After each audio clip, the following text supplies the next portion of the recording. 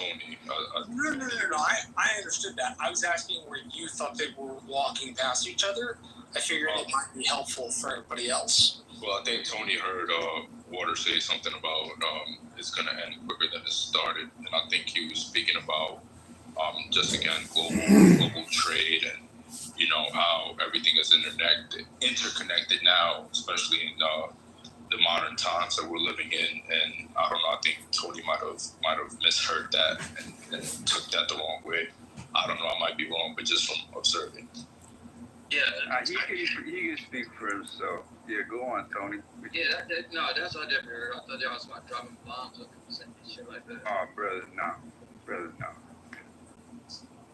You gotta tear down that wall, just like, bro. It's just like history repeats itself because we don't learn. It's that same shit, even with the peace negotiate. You know, it's just that simple. This fool trying to make it complicated because his life's been a failure. His life's career has been a failure. He's been trying to do this forever. This is his last opportunity.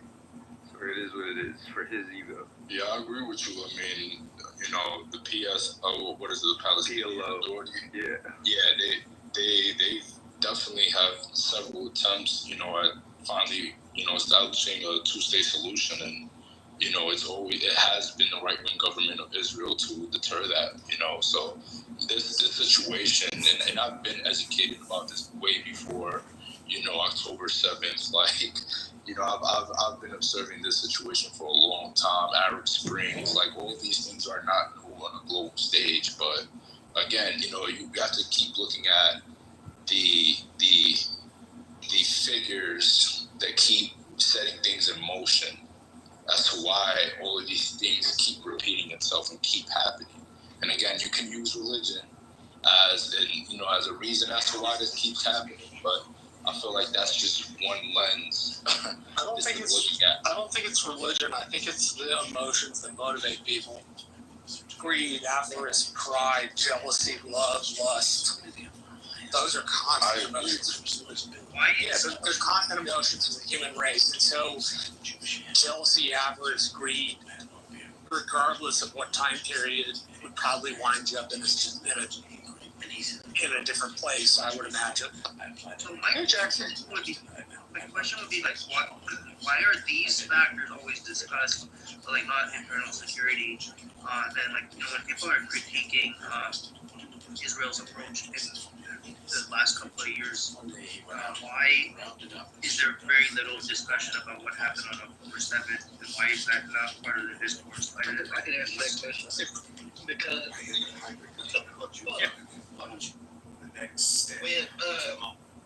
when y'all did that or whatever, everybody understood the retaliation, or you getting the people that actually attack y'all. No one's tripping about you retaliating and defending yourself.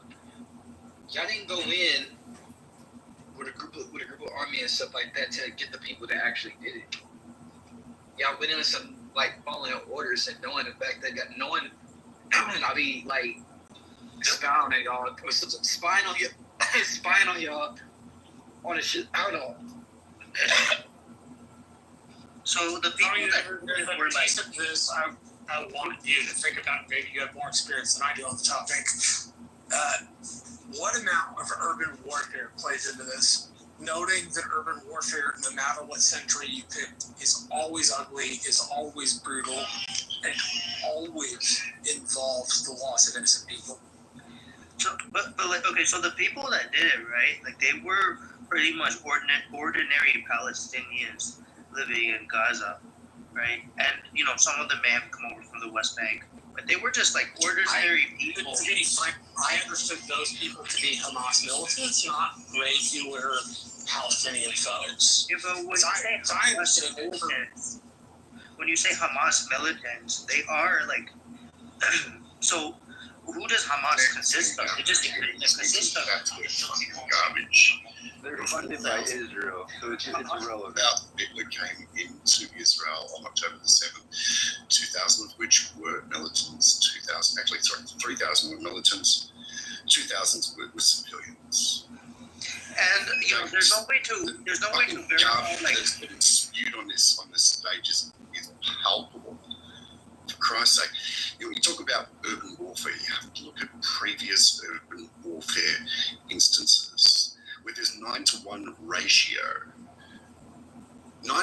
ratio casualties to militants, and in Gaza, it's between 1.5 2 to 1. Okay, do you understand the fucking difference between the two? You're saying that, oh, well, Israel, IDF wasn't going in, and going after their targets. There are some people who just spew absolute fucking garbage because... Are you done crying, or do you have a solution? Baby, No, let me I know it's really difficult to be able to listen to some logic and some facts and some reason, okay? He needs to finish up. Okay. Yeah, well, tell me what I said. Tell me what I have said that is... Tell me something I've said. Chill out. All right? One at a time. You tell me what I've said that is not factual. There's a lot of Israel staged it, and they agree. Their own people agree. So you're in the dark ages again. Well, look, Water. That's not true. It's a stupid... I'll pull up receipts. according to this new guy on stage who interjected just now, he himself, so he claims that 3,000 were militants and 2,000 were civilians. What's really the difference? I mean, what is the difference between the 3,000 and the 2,000? What was so different about the Actually, not a great deal, because all of them, right, were there to be able to kill Jews and to be able to murder babies and rape women and stab women in their vaginas. Lies. And do as much carnage as possible. So there's actually no... Rohan, we have people like you gonna be honest and be honest that y'all feel Y'all been doing carnage since 1948. You mean that kind of carnage? Wait a minute. Here's the thing. You're not gonna be able to have a conversation if y'all gonna start talking over each other. Somebody's gonna say something that you don't agree with, and that is the most opportune time for you to come back while you're on mute and think about what you're gonna respond, and come back with something that's so dynamite that knocks their socks off. But all this talking over each other, can't nobody hear you. So your point is pretty much mute. So if you really want to be heard, allow the person to finish, right? We can put a time on it. What y'all want? 60 seconds? 60 seconds. Yeah, 60. 60 seconds is fine.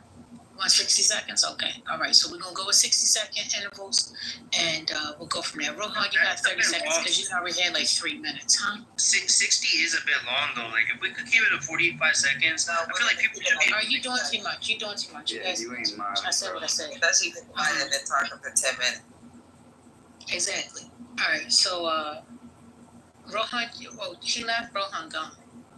And People like He ran out of Israeli No, because you guys don't know how to have a conversation. no, because we in solidarity. And You gotta get drunk, Water. You get on my nerves. Well, no, you do let him give his full argument. If you let Roland say what he's going to say, I promise you he'll make sense. You may not agree with him, but he'll make sense. He's a really decent fellow. He doesn't come to these conversations in bad faith. I promise you. I've known the guy for 4 years now, and he genuinely comes to these conversations in good faith. He's an Aussie, so he approaches politics differently than a bunch of people in the U.S. Aussie politics, I think, is a little less combative than U.S. politics. But point being, he's a good faith actor. He intends well. You don't have to agree with him, but don't dismiss him. That's your opinion, because I've known him since 2022, and he's definitely has a lot of faith. Maybe y'all need to be put in line, okay? So y'all stand up in line, raise your hand, and then we'll get to you. How about that? I haven't spoken yet. Can we just identify the culprits? I only see like 2 people doing the. Raise your hand. I raised my hand. Okay, who raised their hand? Josh. Okay. So my problem with that is he was just spewing emotional, inflammatory, erroneous, fallacies off the bat. So how many people, just to say, oh, they came and slaughtered babies, plural babies. Does anybody know how many babies were killed on October 7th? I do. 1. Exactly. 1. And did Hamas put a gun to that baby's head and shoot him? No. What happened was tragic and terrible. It shouldn't have happened. Must have been the oven, right? One baby. No baby was put in the oven. That's a fake story. Because your 60 seconds is gonna be up soon, and everybody that keeps coming off mic, you're gonna get dropped. We already told you you're in kindergarten since you guys don't know how to act like adults. Yeah, no baby was put in the oven. One baby was killed. It was shot through a door. So it's not like it was done on purpose. Still terrible. Still not justified. 37 children total were killed. Again, terrible.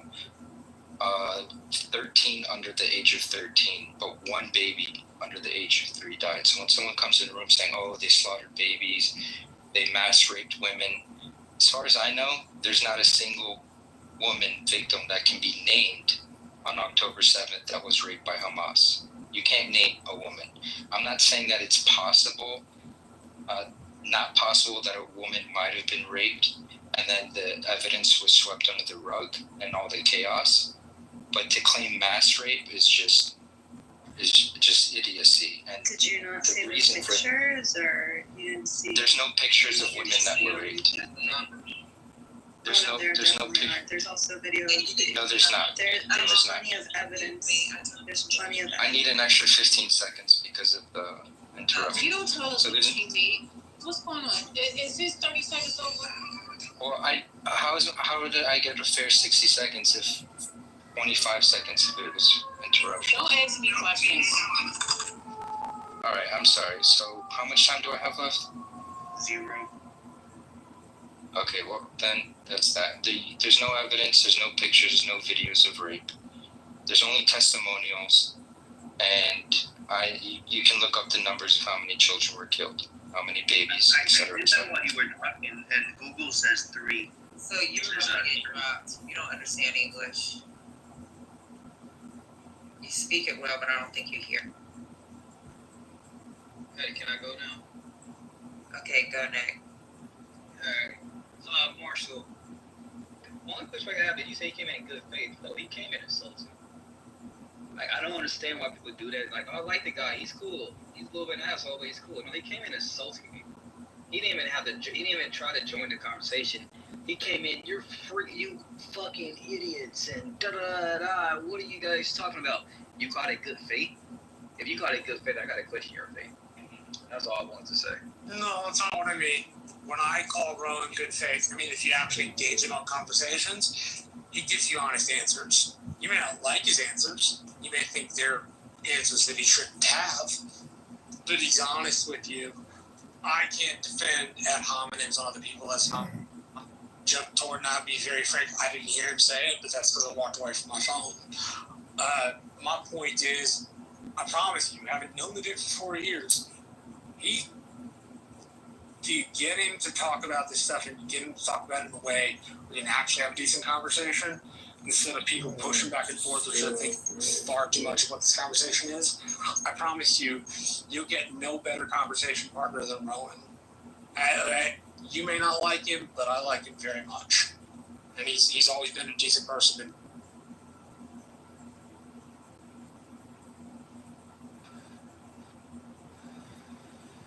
And also to what Josh was saying. The thing is, like, what I was trying to tell Ron before he left is that one of the things that I realized about Israel rooted in, y'all not being honest with the public about what y'all like. That's why I love being quiet and being in your rooms and spaces in real life and shit like that. Y'all are in fear of a lot of all those Islamic people surrounding y'all, thinking they're going to bomb y'all. So you want to knock each one by one, make it look like. When y'all really in your feelings and people put y'all in